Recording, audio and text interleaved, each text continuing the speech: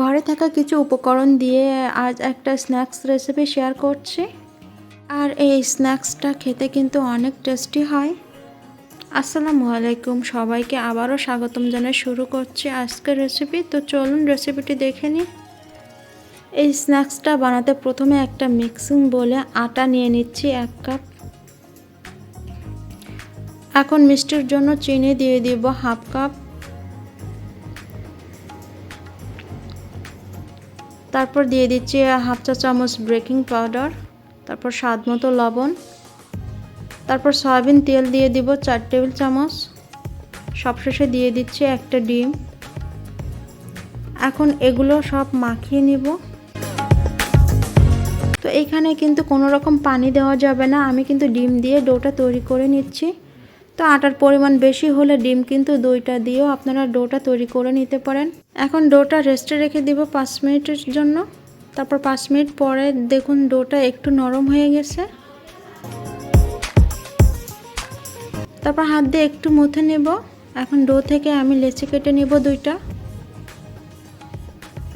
এখন একটা লেচে ভালো করে একটু মুথে নিব।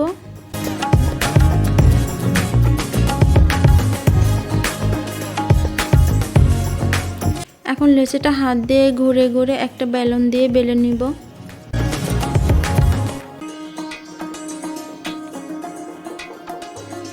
লেচিটা কিন্তু একটু পুরো করে বেলে নিতে হবে। তারপর এখন ব্রেড ক্রাম্বসে লেচিটা আমি একটু কোট করে নিব। এখানে কিন্তু ব্রেড ক্রাম্বসের বদলে আপনার শুধু তেল দিয়ে কিন্তু কোটটা করে নিতে পারেন। তো আমি একটু ব্রেড ক্রাম্ব দিয়ে কিন্তু এই কোটটা করে নিচ্ছি। তারপর এখন দিয়ে দিচ্ছি সাদা তিল। তিলটা দিয়ে হাত দিয়ে একটু চেপে চেপে দিব।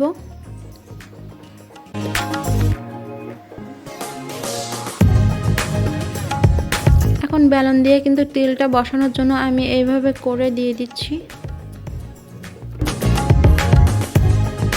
তারপর ছুরি দিয়ে সাইডগুলো কেটে নিব।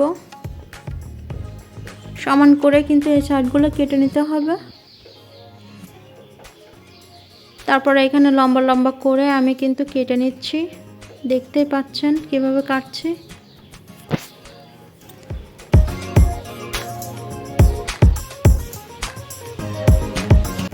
তো এখানে আর সবগুলো কিন্তু কাটা হয়ে গেছে। আমি এখন এগুলো তেলে ভেজে নিব।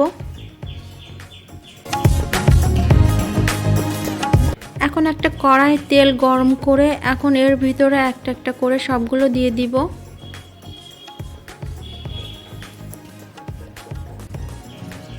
তেলটা কিন্তু ভালো মতো গরম থাকতে হবে। তারপর চুলার আঁচটা একদম লো রেখে এগুলো ভেজে নিতে হবে।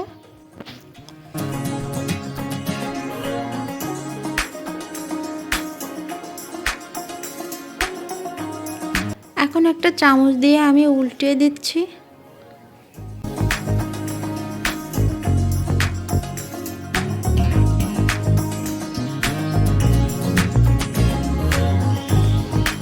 যখন কালারটা চলে আসবে তখন কিন্তু উঠিয়ে নিব। এখানে কিন্তু কালারটা চলে আসছে, আমি এখন উঠিয়ে নিব। আপনারা কিন্তু আপনাদের পছন্দ মতন কালার করে নিতে পারেন। তো এইগুলো কিন্তু আমি এখন উঠিয়ে একটা প্লেটে নিয়ে আপনাদের দেখাচ্ছি।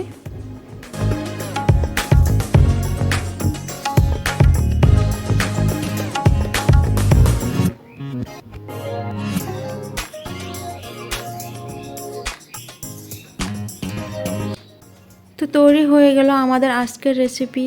এই নাস্তাটি খেতে কিন্তু অনেক মজার হয়, চায়ের সাথে খেতে অসম্ভব ভালো লাগে। চা বসে কিন্তু ঝটপট এই রেসিপিটা বানিয়ে নিতে পারেন।